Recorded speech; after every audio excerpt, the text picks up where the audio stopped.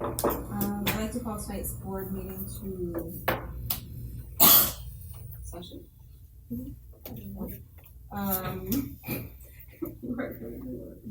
A roll call. Yes, I will. Member Ciociola? Yes. Member Carr? Here. Member Lamb? Here. Member Roscoe? Yes, here. Member Pretty? I'm here.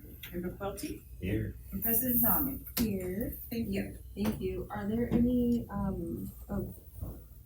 information on closed session agenda items that include expulsions, suspended contracts, and readmissions, conference with labor negotiators, or personnel listings and board resolution? We have no comments from the public. Okay. Actually, sorry. Okay. Fantastic. We're gonna recess. You did 2 minutes. Closed session. Hi. I'm gonna recall back to open session. Can we stand for the pledge of allegiance? Salute. Pledge. I pledge allegiance to the flag of the United States of America and to the republic for which it stands, one nation, under God, indivisible, with liberty and justice for all. Are there any requests for agenda reorganization? Yes, I have, I have questions on consent C and, I'll just keep C. Okay. We'll take that separately. And then there's been a request to pull 10 staff recognition for next board meeting. There's nothing to report from closed session, so we'll move on to student reports.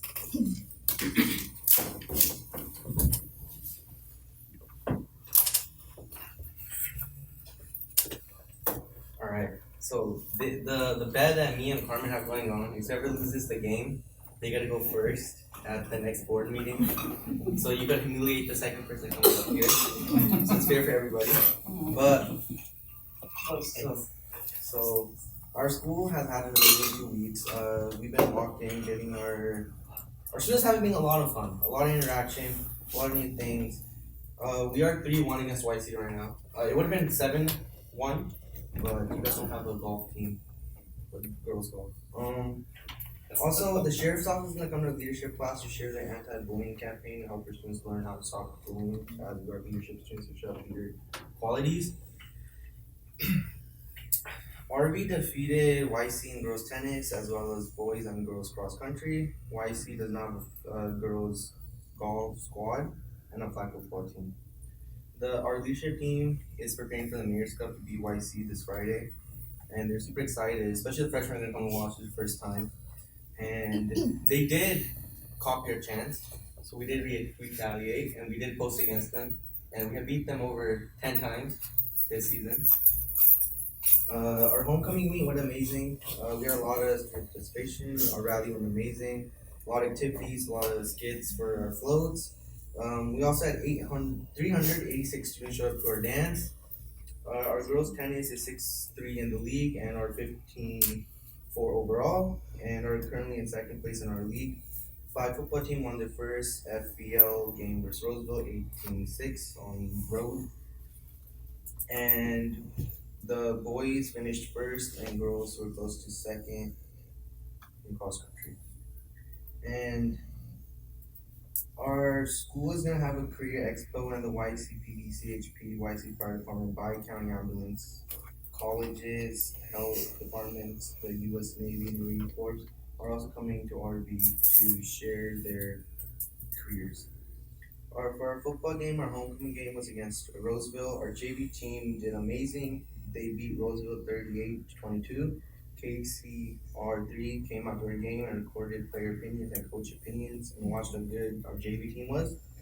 And yeah, that's it. I mean, show up to the game this Friday. Thank you. When is your career day? The 25th October. Okay, thank you.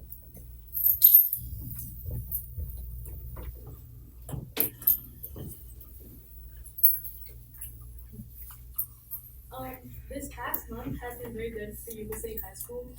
We've seen a lot of improvement.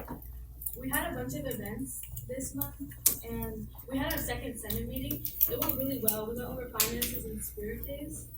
And then we had our first Friday activity, which was soccer. It was good. it helps students earn class points. And then we had a girls match and a guys match. Both scores were 0-0. And then we had powder puff.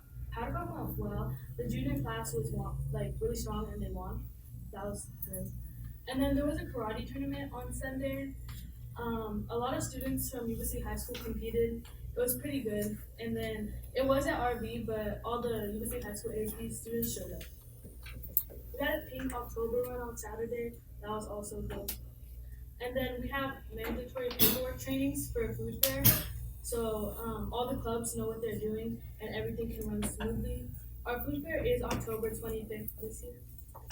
And then this week is our Mayor's Cup Spirit Week for the Mayor's Cup game on Friday, where we will be RV. And our rally is also on Friday, which the theme is like Astro World, to do with like a singer. And we have class wall competitions. The juniors are doing Coraline, so hope that goes well. And then this month, the Sikh Honor Society will be having a selfless seva where they give back to the community and just distribute food to people who need it. And then we are also beginning our canned food drives this month, and then it will end like next month, I believe. We're gonna have Spooktober this month. It's like a mini harvest festival for high school. And our Blue Zones Club is promoting like healthy lifestyle, and we have a lot of activities at lunch like rock painting, and yeah. And then our sports medicine class has been really good right now. A lot of hands-on training. We're learning how to do like CPR properly, and it's really good. And then we watch at the games on the sidelines. We help out, and when a player goes down, we always help it. And then we've been trying to look into like getting the chip readers so that students can pay with like Apple Pay and credit cards, because a lot of our fundraisers, like the students, they want to pay with Apple Pay, but we only accept cash, so we lose a lot of money like that. But that's about it. Thank you. Thank you. Reports information development on detailed report for fiscal year 23-24. Yeah, so after the books are closed, this is the annual report that we do on developer fees. So it's a disclosure and it just states the revenue and expenses that are out of Fund 25, which is our developer, where we collect and expend funds from developer fees. Do you have any questions? Really, we had no real expenses out of there, $1 million in collections for 23-24. Any questions? Perfect. PBS awards presentation. Thank you. Director Jennifer Keats is here to celebrate some of our schools who are being recognized for PBIS. Absolutely. Welcome, board, aloha, Nigalo, and cabinet. I'm only here with good news, always here with good news. So I'm here to celebrate the 5 school sites that applied for PBIS recognition with California. A reminder that PBIS is Positive Behavior Intervention Systems. And just a little bit of, we've been using PBIS in our district for several years now at all of our sites, under the concept that we establish routines, standards, and behavioral expectations, and we positively reinforce that with students. So rather than no, don't, stop, knock it off, we're, hey, I like the way you're listening, Wanda. I like the way you're showing me your attention. You know, I appreciate Harjot, the way you're leaning in. So rewarding, reinforcing those positive behaviors. So there is a rigorous process if you want to go through getting recognized. It belongs, you have to do a pretty thorough self-reporting. You have to manage all your data. You need to do an external review. All of our sites probably could have been eligible to win some sort of recognition that starts at bronze, silver, gold, platinum.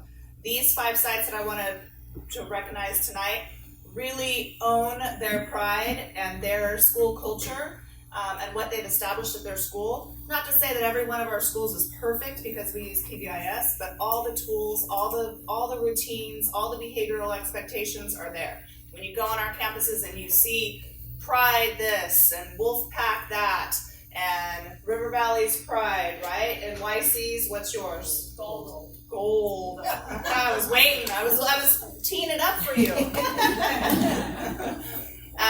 So let's recognize for gold recognition.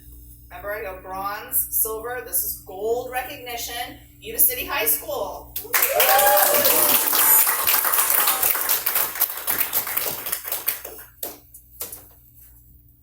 So I'll just show you, they have this nice plaque that they'll be putting up outside of their site in honor of their recognition. Congratulations. Very appropriate since our acronym is GOLD for genuine organized leaders that are dedicated, so it's appropriate. Perfect. Congratulations.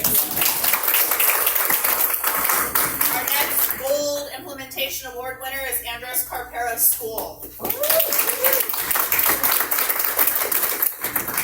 All y'all come up here. Congratulations. Is this your first one? Yes. First one. First time and they're already gold. Impressive. I don't know if you guys have had a chance to be on the AK campus lately, but tons of positive energy, tons of promoting their PBIS and their school culture. You guys have done a great job. Yay.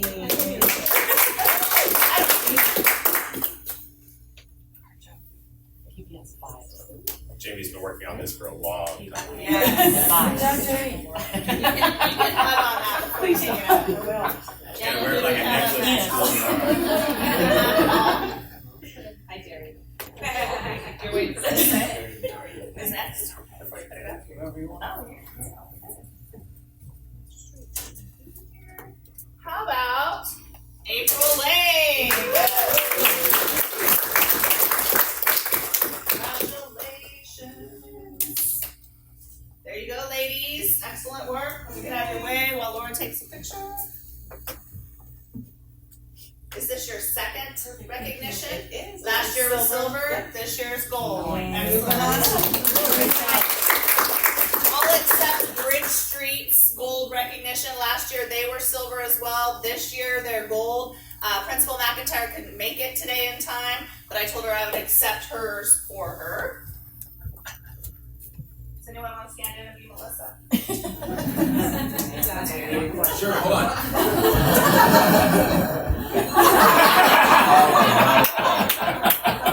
She's got all that. And probably the most exciting news I have for you is that bronze, silver, gold, 4 schools that are gold, and 1 school that has been working probably for the last 3 years or ever since Principal Baines took over at Tierra Buena to earn platinum. So congratulations to Tierra Buena that earned the very gold.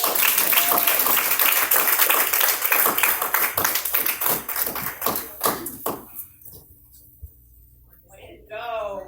Yay, guys. All because of our teams. Yeah. Yay.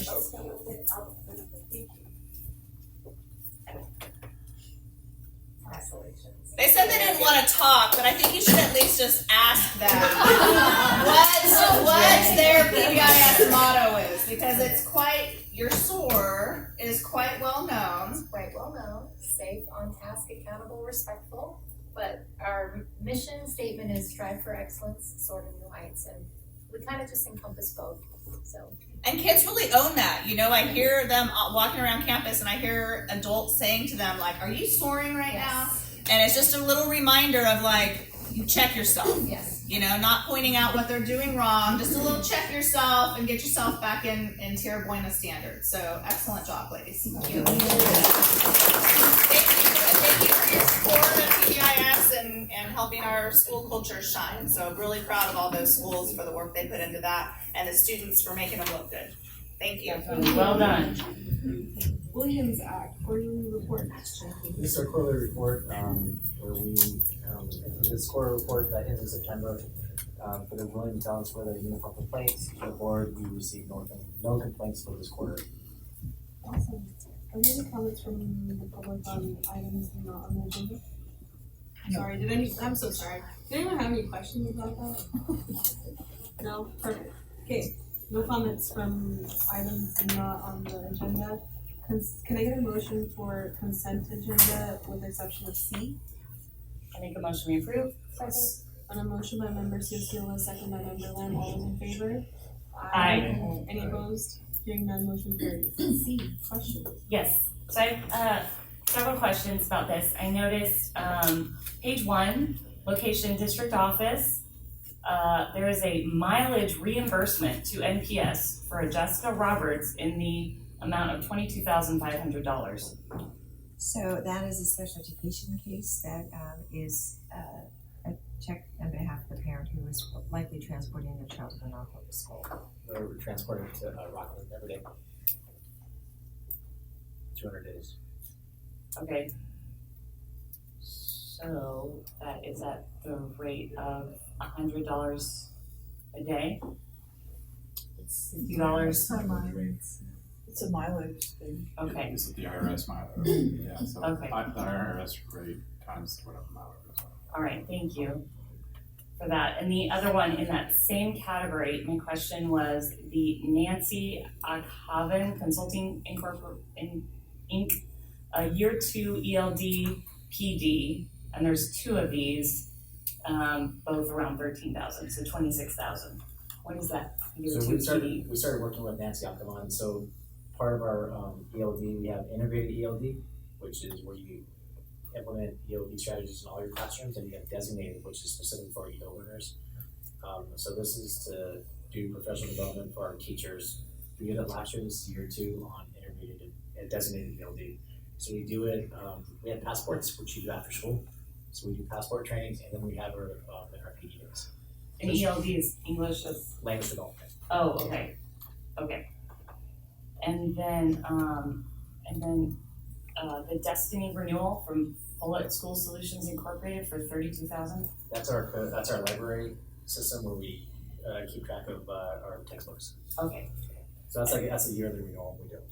And then under maintenance, and the second page, maintenance main. There are a whole bunch of BPOs for a Randy Hill Consulting Services is kind of what's put in there. And then it's to Harrington Design Associates, U.S. Sutter Building, Robert E. Thurban Attorney, 4J, seems very miscellaneous, and they're even dollar amounts, 10, 10, 40, 10, 5. So what is that about? So this is in regards to a lawsuit, and we have consultants that have to testify, and we have to pay them for their time, and those are estimates of the cost associated with that. Okay, thank you. Those are all my questions. If nobody else has one, I make a motion to approve 13C. I second the motion. On a motion by member Cecile, second by member Roscoe. All those in favor? Aye. Any opposed? Hearing none, motion carries. 14A, expulsion suspended contract for readmissions case. I make a motion we approve as discussed in closed session. I'll second that. On a motion by member Roscoe, second by member Reed. All those in favor? Aye. Any opposed? Hearing none, motion carries. B, first reading for the proposed revision of BP 514523. So we are bringing forward, if you'll recall, this board policy has come forward previously. We are in the process of federal program monitoring, and the consultants from the Department of Education stated that we needed to add additional language to our current policy. So you'll know what's been added is language that the Department of Education is requiring as part of the federal program monitoring. I would make a request that we waive second reading first, and the reason why is that this information needs to be uploaded to the Department of Education prior to their visitation, which is scheduled for November 4th. So that's why the policy is coming forward So now moved. for a second waiving of second reading. Yeah, I move that we waive the second reading and read it now. You make it separate. I'll Yes. second the motion to waive the second reading. Okay, on a motion by member Brady and a second by member Roscoe, all those in favor? Aye. Any opposed? Okay, hearing none, that we waive the second reading, and then. I'll make a motion that we approve it. Is that Do you have a correct now? question? I have a question. Can I do that? Or has the motion already been put forward? The motion put forward, I mean, we can have a second and then we can still have discussion before we, either way.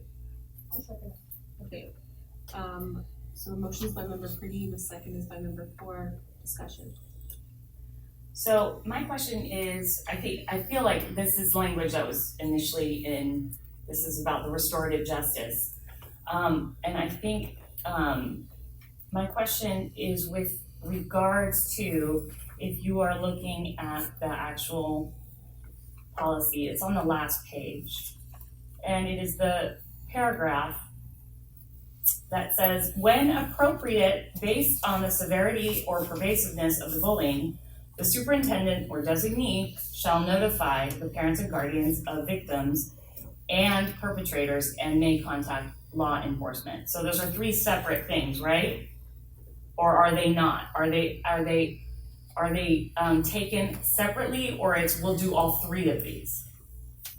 Well, the last thing is a may, so the may contact law enforcement, but it is included, it is three things there. So it's the pervasiveness of the bullying, then the notification of we will notify the parents or guardians of the victims and perpetrators, and we may contact law enforcement based on the severity of the behavior. So I understand that kind of qualification, that qualifier, right? Based on the pervasiveness, we are gonna contact law enforcement. Like I completely understand that. What I don't understand is why the parents are included in that, and it's not just an automatic. If there is bullying, right, whether my son or daughter is the perpetrator or the victim, like I wanna know about it. But I don't see. The shall makes it requirement, so the shall makes it that we have to contact.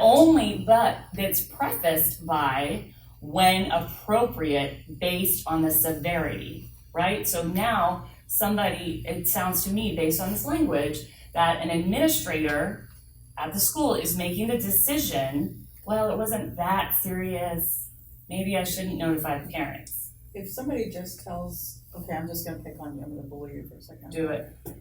You know, your earrings and your necklace don't match. Well, you're right. So you go to the teacher and you say, Shelley just bullied me. Is that something that really needs to be called home about? Okay, well now you bring up an even more interesting point, because I noticed in this policy, the definition of bullying isn't put forth. Like, I wouldn't consider that bullying, I would just consider that a fact. Okay, so is it based on the victim's perception of it? Or who is the one who is, however, somebody else, Tino would be totally devastated if his earrings and necklace didn't match. And it would totally mess with him. Is it the receptor that chooses? But because I didn't see any definition about this is what bullying is, right? I saw the protected classes on page 1, right? Which jewelry is not part of that. Right. So my question is, who is the person who ultimately says, number 1, that was bullying, and also identifies the intent, right? Because Shelley could be like, oh, I wasn't meaning to be mean, I noticed it and I thought I'd say something, like your zipper's open, right? Like I just wanted you to know, right? But I received, so who's the one that ultimately says it's bullying? And number 2 is I guess my question is still, and once it is, in that instance, like you were saying, devil's advocate, it's like you don't need to mention it to the parents. But once it's identified by whoever the identifier is of this was bullying and it was based on the protected class categories, then why don't we have an automatic? Parents get notified, the victim and the perpetrator. Why is it under when appropriate based on the severity or pervasiveness? Like as a parent, I want to know early and often if there's behavior that needs to be corrected, right? So I think that the paragraph, and I think that Kirsten, I hear what you're saying, it's the severity, the pervasiveness, and the authority lies within me, or if I assign a designee. So you'll see that the superintendent or designee, and you're right, generally a site administrator is the designee on my behalf to make the decision to contact a parent. Yeah. But I think it's, the intent of this is so that, I say I don't like your hair color one time. Yeah. That would. I'm with you, I agree, totally. That would likely, the standard of severity and pervasiveness would not be defined as bullying. And would a administrator call a parent for that versus try to work and mediate at the school site? Probably not. If it were, I kept continuing to harass you about your hair color, it's now becoming more severe and more pervasive. Then there needs to be the adults in the families need to be notified. So I do understand what you're saying, I guess, what is it that you would suggest in terms of modification to the language? So we do have admin regulation, board policy specific to bullying. And so I think we would use that admin regulation, their definition to define what bullying is. And then our site administrators would use that to kind of delineate to kind of evaluate whether the student's being bullied. Well, see, now that makes sense to me. I don't see that. I see ed code, annotated. Here we go. As specified in, but that's under unlawful discrimination could occur, right? That's where it's as specified in. But I don't see where it is annotated, bullying as defined by board policy, which I imagine is, no? It's 5131. Okay, 5131, okay, so, I guess, that would be my improvement opportunity there, is so that people like me or whomever in the future go, okay, well, how is bullying defined at the YCUSD? So, And then the other would be if the bullying is in that policy where the discipline is like, more progressive or it's more spelled out, just wanna make sure that the language in here, we make, or the federal monitoring program has made it important that we have a paragraph in there saying, okay, we'll do restorative justice and et cetera, without really giving what curriculum, whatever, but I just, they have that, but again, this is the only place within this discrimination where it's even mentioned that the parents will be notified. And that just seems,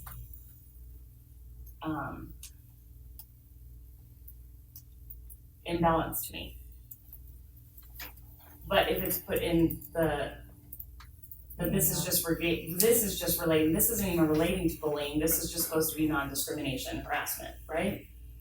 That's what this is, 5145. Correct. 5131 is the bullying. But we put it in here because if the bullying is found to be discriminatory under the protected classes mentioned above, then it goes to a whole other level than just straight bullying, right? Right, so this is specific to discrimination. So I guess is the recommendation when appropriate based on the severity and pervasiveness of the bullying as defined by AR 5131.2. Would that suffice? BP or AR? It's AR. That's a question mark, sorry. I think that would be better, but yeah, what were you gonna say, Jasmine?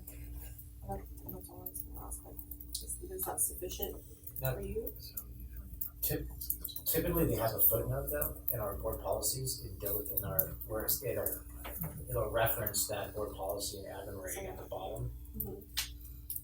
So that's one option. It's probably I'm gonna look at it, but if it's probably referenced, I'm guessing it's cross-referenced probably in the footnotes.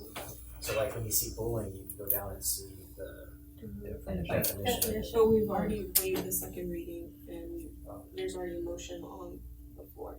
Right. So, I'm assuming that the motion is to approve as is. but there's recommendations for adjustments.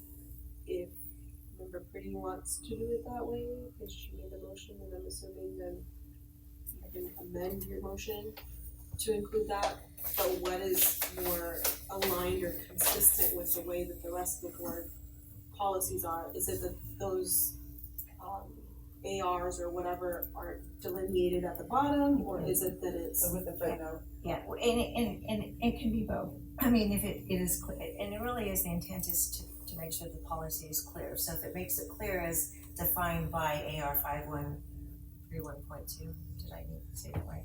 Then it's certainly allowable to have there. So we can, so I do amend my motion to include, the inclusion of that footnote reference to, back to what bullying, the definition of bullying is. I'd second the substitute motion.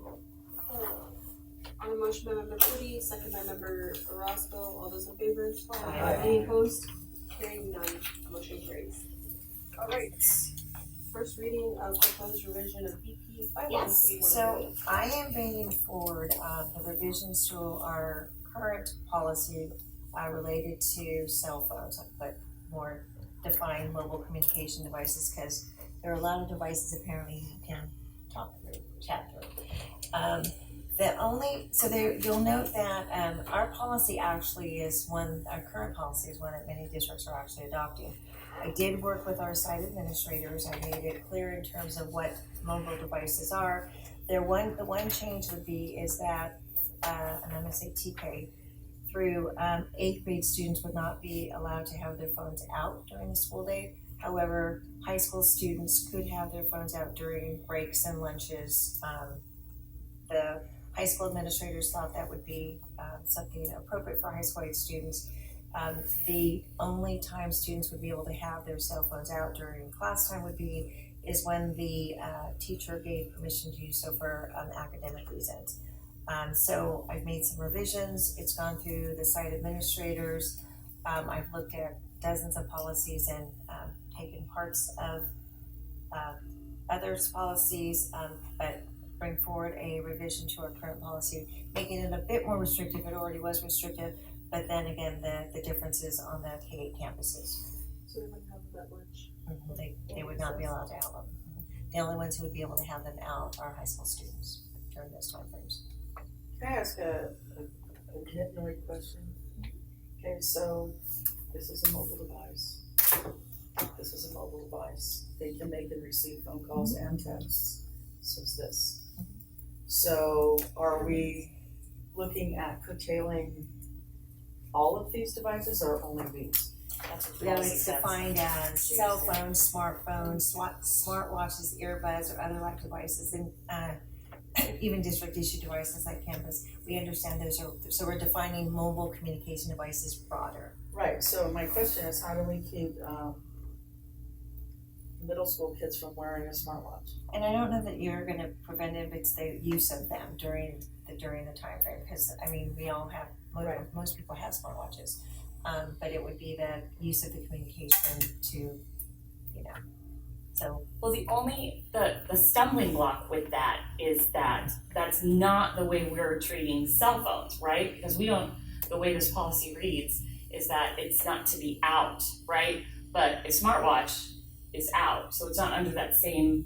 Right. So I think that was my question. Yeah, and I guess maybe so that's why this is a first read. Maybe it shouldn't be out. It's the use of the cell phone, the smartwatch during the times that would be prohibited. Kids understanding they're not to be on them. It hasn't seemed to be an issue because all of our sites have gotten very strict about making sure the policies are being implemented. And I'm not hearing about smartwatches. I don't think the technology has really made it to kids as much as these smartwatches. They're finding ways to, yes, they are. Oh, they are? Why can't you with K through 8 that you can't wear a smartwatch? You can have anything you want. I don't know that would be. It's I a don't think device, that's reasonable. it's a device. I mean, I don't know, I think we're getting too strict with that. I mean, I understand to a certain extent, but I mean, to now dictate whether or not a kid can wear their smartwatch, I mean, I think that's But it's a phone.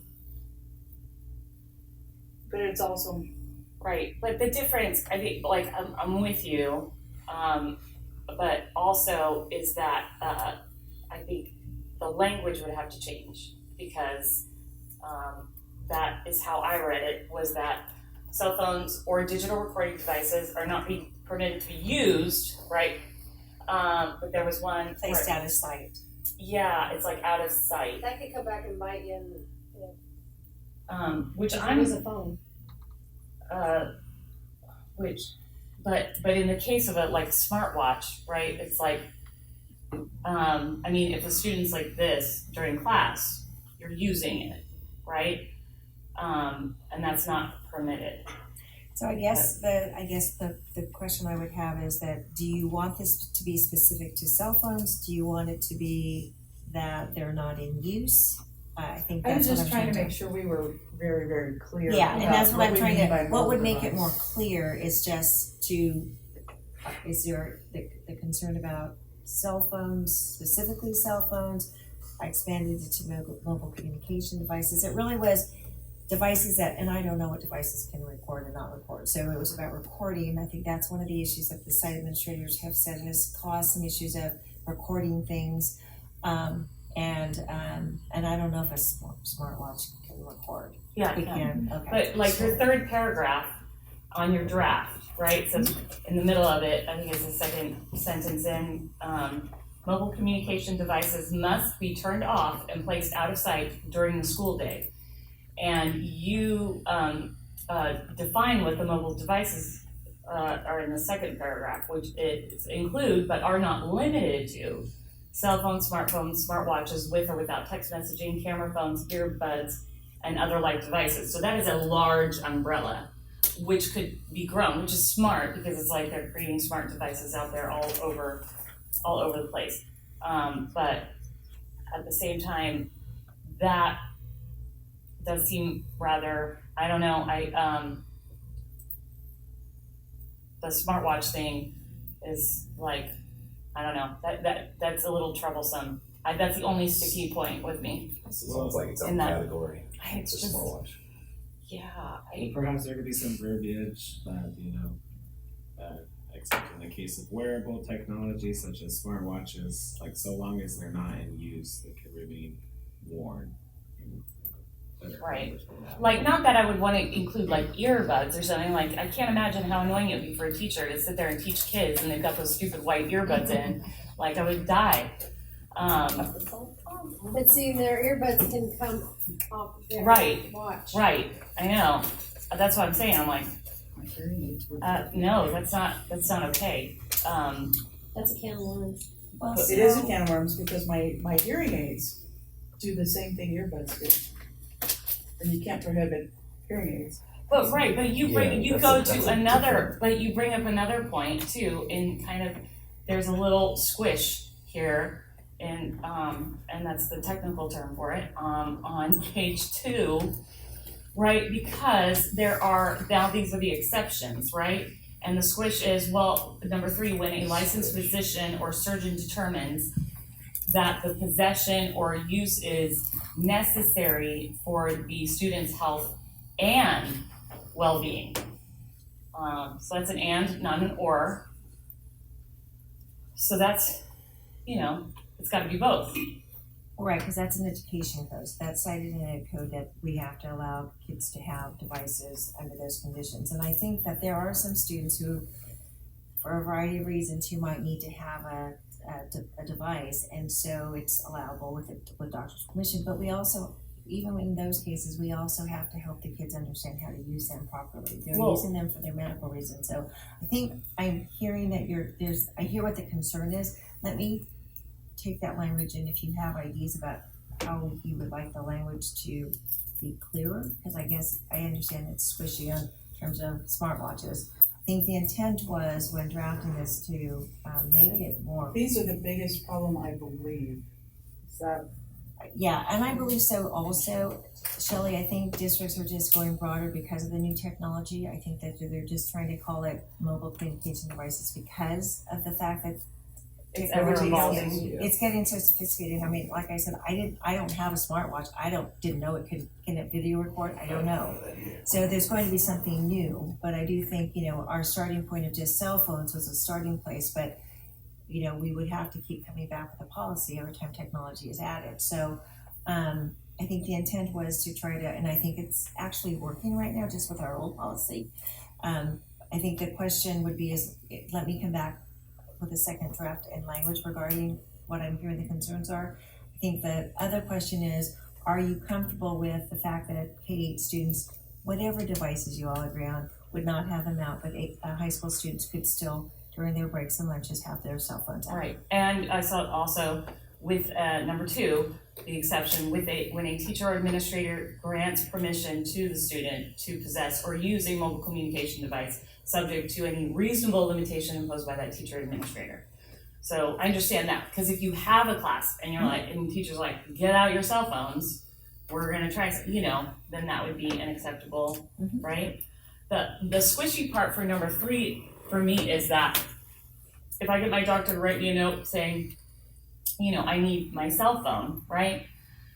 But it would be under that, my use of it therein is directly related to that medical reason. It doesn't mean I get to just be on it and be like, oh, my doctor said I have to have it. Correct. Like, we would ask the physician to tell us under what conditions the student needs to use their cell phone. Right. So we go back very often on any kind of medical note where it's squishy, when we need clarification. okay, but we don't put that in the policy. We don't put that to use the cell phone as medically necessary. Well, and let me go back to the ed code, Kirsten, because I'd have to look, but this was, I believe was lifted, this was in our current policy and lifted directly from ed code, but let me see if it clearly defines as defined by. Okay. Well, ed code, that clears everything up. No, I'm just kidding, sorry. I love ed code so much. The other question, and I know this was also, because I read both policies, the draft and the previous one.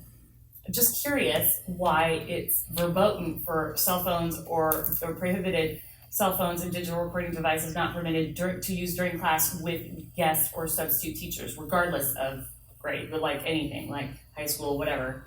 If there's a guest substitute teacher,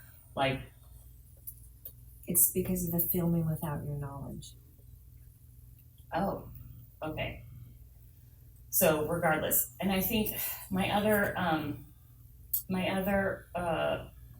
other highlight that I made on the draft was when a student uses a mobile communication device in an unauthorized manner, the student may be disciplined, a district employee may confiscate the device, and or the student may not be allowed to possess a mobile communication device while at school. So there's a lot of mays in there, and I understand it's better to give site administrators the flexibility whether to lay down the law or show some grace depending on the situation. I understand that. I guess my question goes more towards the previous policy where it had the 3 strikes kind of thing, where it was first offense, student may pick up their cell phone, it was more delineated, right? May pick up their cell phone or digital recording device in the school office at the end of the school day. So that's first offense. Second offense, parent must pick up a cell phone digital recording device.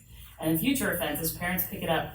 And I was just imagining these poor office administrators who are keeping track of, now is this your first offense? I'm sure, I know, they're so smart, they probably just get it like this. But I guess my question is why wouldn't we just make it, you get caught inappropriate use of your cell phone, your parent comes to claim it at the office and signs the release and all of that, every time. I think that's kind of in the weeds. Is it? Yeah. Yeah, they were looking at, and again, Kirsten, because we went back and forth on exactly this topic about progressive discipline and not getting into it being so locked in. So, for a student like Jasmine, if I say put your cell phone away, she puts her cell phone away. So rather than sending her up to the front office to turn her phone in for a parent to pick up. So they wanted the ability to give students an opportunity of a warning, and then If it happens again in Shelley's class, Shelley then can send the student up to the front office, it'll be taken away. And so they were looking at it as a progressive discipline, but they didn't wanna get locked into it being in policy, because once it's in policy, everyone has to follow that, yeah. So they wanted a little bit of flexibility. I understand that. I guess the only, then this would just be a personnel issue, right? Is this, if there are site administrators that try to be the cool kid in school, and they're like, yeah, it's fine with me, you know, and don't, right, then that would be a personnel issue. Yes, and and that not is a- one of the things that we've talked about, and we've talked with the administrators who are talking with their staff, is this is going to work, and we are saying we don't want cell phones to be a distraction any longer. Everyone has to enforce it, and it can't be, you know, just don't tell anyone, you can have them out right now. Right. Because that's when it starts to become a problem. What's nice right now is the adults in the building are having conversations about, hey, if we're gonna do this, we all have to be in. You know, your kids are telling me you're not doing this. So they're talking to each other and understand why this is important, because it is. I don't think there's any school or any district that are saying cell phones have not become an issue. So I think that everyone is working together. But again, I think they were trying to have some flexibility. But you're right, if there is a problem, it does now become a personnel matter versus a cell phone issue. Well, I have heard too that like the YC staff is really working hard at, They're not working even the hard. staff, they're not having their phones out. Well And, done. yeah, so, I mean, I'm sure RD's doing the same thing, but I know YC is. Yeah, I have not been, unless there was I could see the reason why there was, when I'm doing walkthroughs, I'm not seeing them out when I walk in, I'm not surprising people. Kids understand, they're just, hey, put your cell phone away if they're out. The kids are respectful, I have not had a parent complaint. I do wanna be clear, because I know this came up, was if there is an emergency on campus, we are not implementing our cell phone policy. Oh golly, no. But I have to go out and say that because parents were worried, is that if they had something going on the campus and they were locked down, they want to be able to reach their kids. Law enforcement will tell you that's not always a good idea, but I'm saying is, during an emergency, we are not gonna be patrolling our cell phone And we're policy. also not gonna be checking like the dress code during that time, Correct. like, there's no, I just wanted to be clear, so I will bring that back with some modifications of the language for a second read. Perfect. Thank you. Okay, D, state preschool funding application. Every year to receive funding from the state, our Child Development Center requests a resolution authorizing the continued funding application for next school year 25-26. So it's requested the board authorize us to sign the CSPP contract documentation for fiscal year 25-26. I make the motion to approve. Second. Motion by member Roscoe, second by member Seal.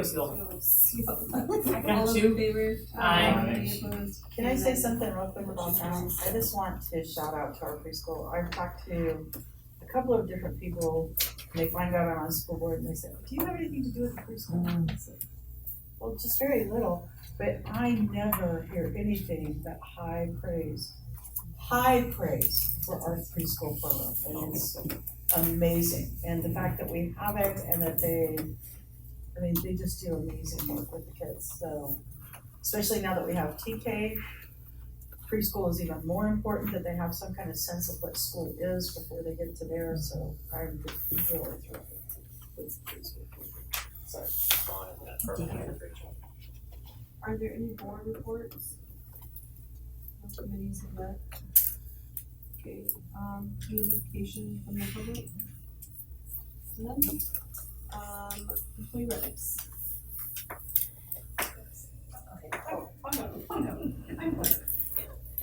Good evening, board, staff, members of the public, if anybody's out there. I'm Mercedes Geraldo, and I'm representing our classified employees. We started negotiations. We had a meeting where we kind of set norms, and we had our actually first bargaining session, which was great. We passed the papers back and forth. Still working on that language because nothing ever happens at one shot, right? So we're working. We have another day coming up, beginning of November. We're also starting our task force for job description reviews. So we have some that we've already identified from the past that need to be reviewed first, but we're hoping to get through all of our job descriptions when this progress is over, or project is over. It's gonna take a long time. So we're gonna be talking about this for a couple of years probably, so just be prepared. We're gonna talk about good things. Scott, I just need you to close your ears for just a minute, okay? Because we're gonna talk money and we already know how you like that. But this time of year, I get up here and I start talking to you about the Paraeducator Conference. Now, I think it was $13,000 for PD for ELD, was that correct? Something like that in the board agenda. Okay, so that would send approximately 9 paras to our Paraeducator Conference in Ontario. They do have to be CSA members. The good thing is that most of our people are CSA members, so we don't really have that problem. But our paras are out there doing amazing work in classrooms, and they go into classrooms blind. They go into this job blind, many of them have no idea what it entails, and we don't have a training program for them necessarily. It's the nature of the beast. It's feast or famine. Sometimes they're set up to fail and sometimes they're set up for success. It just depends on where they landed. And that is by, nobody's fault. It's just the nature of the beast. But sending people to the Paraeducator Conference can help level that playing field. So I'm going to give you some ideas of some of the classes that are being offered. And we offer at the CSE Paraeducator Conference. You don't have to be a para, you do have to be a classified employee, you do have to be a member, but there's something for everyone. So even bus drivers or office folks, health aides, campus supervisors all can get something out of this. We have classes both on self-help, because it's so important to take care of ourselves and make sure that we are mentally and physically prepared to go into these classrooms, but also on ideas on how to help in the classroom. So some ideas, visioning, bringing dreams and ideas into reality for yourself and your students. Using play-based teaching strategies to promote learning. Some of the good ones. 5 bucket principles, that's how to balance all your work in life and school and kids and everything else. So that's one of those self-help. Kaiser has some great self-help, and I recommend that the district actually look at that to bring to our employees, because some of the Kaiser, it's the educational theater, they're amazing. Staying positive in a negative world, emotional intelligence, inclusion classes, there's the Rise Up, they're never right where you want them to be. Putting inclusive practices into action. We are a fully inclusive district as far as our special education kids, other than the SDCs. But how does that look? What does that really look like? And again, we're putting a parent in a classroom that might not really know what that looks like. So getting them into the training is important. So I do encourage the district to make that investment in our paraeducators and send as many as possible to the Paraeducator Conference. It's the beginning of March in Ontario for 3 days. You gotta put your Scott.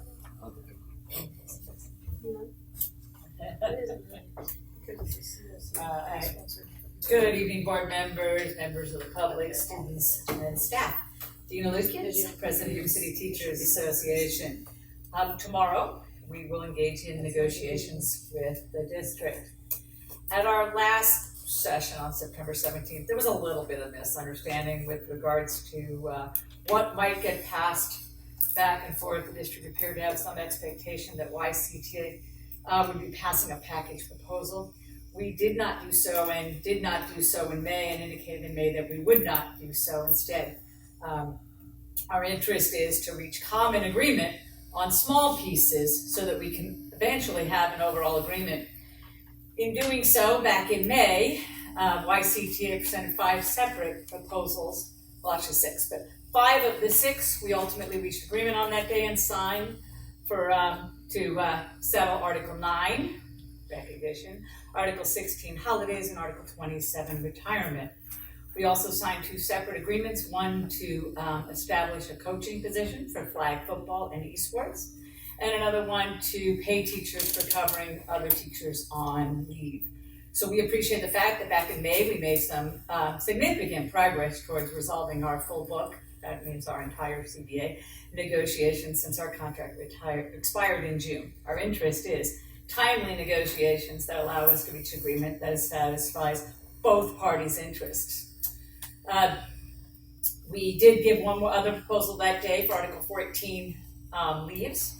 Our leaves language, if you've ever tried to decipher it, is complicated. And there's all these drop-down menus, and I got personal necessity, and I got unlimited personal necessity, and I got personal under personal necessity, and doesn't even include all the other categories. It's just confusing. Our intent is to help simplify it, so that was the proposal we gave back in May.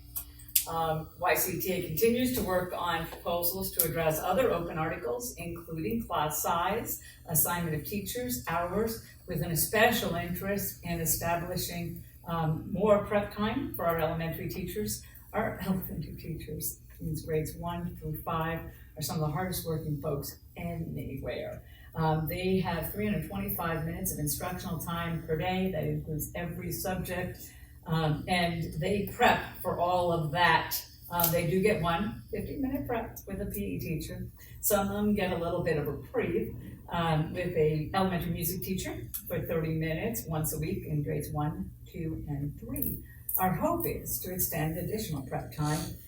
Not only does that serve teachers trying to plan all of the subjects, it also increases students' opportunities for important classes like music in grades 4 and 5. They also give them access to visual arts. Those could both be paid for with Prop 28 funding. Clearly the state of California and the voters of California recognize the importance of the music, the visual and performing arts in our schools in passing Prop 28. But there's other options, such as the fourth grade teacher I was talking to in the Bay Area this weekend, who talked about, this is near and dear to my heart, so wait for it.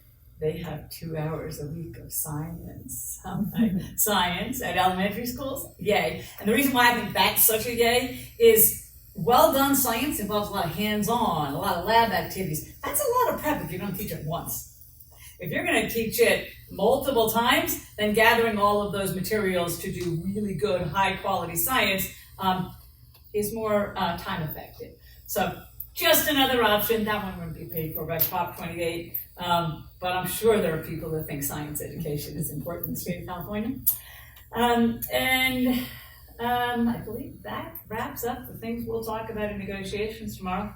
I would like to address a few other items, first of which I'd like to address ASB's interest in Apple Pay.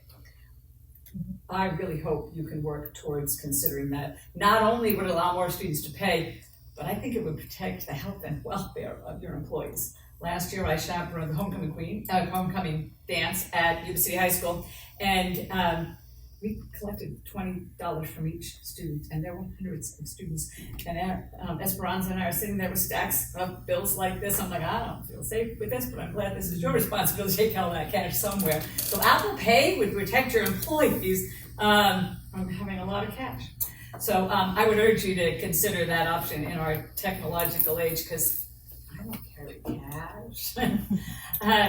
Finally, I'd like to recognize the recent actions of the district to restore district funding, rearrange district funding to assure that after-school tutoring would continue at our school sites by our teachers for our students to support our students here locally.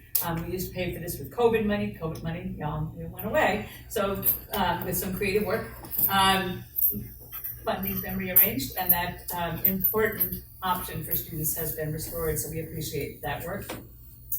We continue to have concerns about the vacancies within the district. In fact, we go out there on a regular basis and say, hey, anybody want to be a school nurse, an SLP, a special education teacher, a third grade teacher, teach social science, teach English, teach art, teach math? Are you out there? Because we'd love to have you come apply here at Yuba City Unified. I do know from our perspective, I'll keep asking if we can find anybody in those areas, because our kids need a credentialed teacher. Finally, I'd like to also shout out to our mentor program with Michelle. It's amazing the number of PD passports they've put on this year. We're offering our own professional development here in Yuba City by our folks. Was recently SWAN for math, gate training, social science with Study Sync, Aries report cards for elementary. We're doing good stuff here, so I appreciate the work they've done.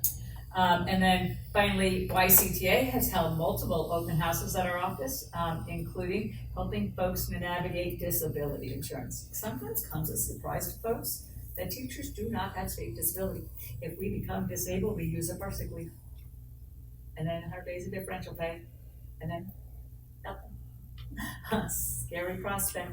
So as members of CTA, our teachers are eligible for disability benefits that will protect their income. We met our target this year, so anybody, regardless of pre-existing condition, had the option to purchase at a very reasonable cost disability insurance. So we are pleased to have protected Yuba City employees in that manner. We also further protected them by offering a flu shot clinic and a wellness clinic. You know, they poke you to figure out whether you got high cholesterol or what your BMI is and your A1C, and get to help you encourage your wellness. So we did that open house. We also did an open house with a CBT rep, that's our medical benefits provider, into our office to help folks navigate all the plans and the co-insurances and the deductibles. So we appreciate the opportunity to serve members of Yuba City Unified. Our next ones will be address STRS, Understanding Your Retirement, and 403Bs, Saving Additional Money for Your Retirement. And then finally, I would like to further add to our PD for teachers and other educators in the YCTA unit is excellent. We would like to encourage greater PD for our paraeducators who are in the room. We have recently asked the district to consider that paraeducators who are working in TK classrooms have ECE units, that's early childhood education units. Working with TK kids is different than working with high school kids, imagine that. So we'd like to help those folks by making sure they have ECE units. We also believe that it is important to offer local training for our paraeducators who are serving our students with IEPs. And finally, the last, I'd like to do a shout out to National Board Certified teacher Katie Woolman. Katie Woolman teaches at Yuba City High School. She also has a master's in social science that allows her to teach dual enrollment classes for with Yuba College in social science. And Katie is a National Board Certified teacher. And as such, the state of California has decided that that distinction is so important that she's eligible for $5,000 per year for 5 years. So also an accomplishment. I think it is important that we continue to celebrate those teachers who are National Board certification. So with that, I close and thank you for your time. Thank you. Comments from board members? It was a good 4 years, guys. I'll see you on the flip side. Sorry I had to leave a month or so early just because I'm looking for housing, moving on in a chapter of my life.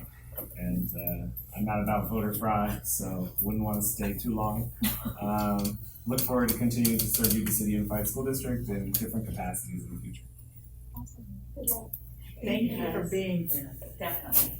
So also, as a token of appreciation, we have this plaque for you for your dedication for 4 years on the board. Yeah, so on behalf of YCUSD, thank you for your service, Mr. Velasco. And that's also like why we're all in Crazy shirt. Thank you. And Birkenstocks. Oh yeah, we're almost all in birds. Oh, if that That is is funny. that is That is good. Yeah, our flip flops. That was Right? very good. Thank you. Much appreciated. Awesome. Okay, comments from superintendent? Just as our student reps have mentioned, the Mayor's Cup is this Friday, October 11th, kickoff is at 7:30 at River Valley High School.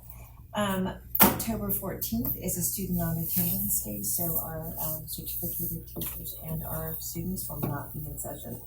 And then November 1st is our PD day. We planned it the first time after Halloween, so no sugar, no kids. So and that will be at Yuba City High School. The one thing we do need to talk about is because of the way the calendar falls and the date fell in December, the December meeting was scheduled for December 10th. because it's a reorganization and a meeting in which new members are sworn in and those who are reelected, that has to happen after the second Friday in December, so December 13th. So the meeting to reorganize and swear in the board members has to happen the week of the 16th. So we'll need to cancel the 10th and move it into the week of the 16th. The 16th is a Monday, Tuesday is the 17th, 18th is Wednesday, 19th is Thursday, and 20th. I think the 17th. Would you like to just move it a week into, Yep. Tuesday the 17th? Yes.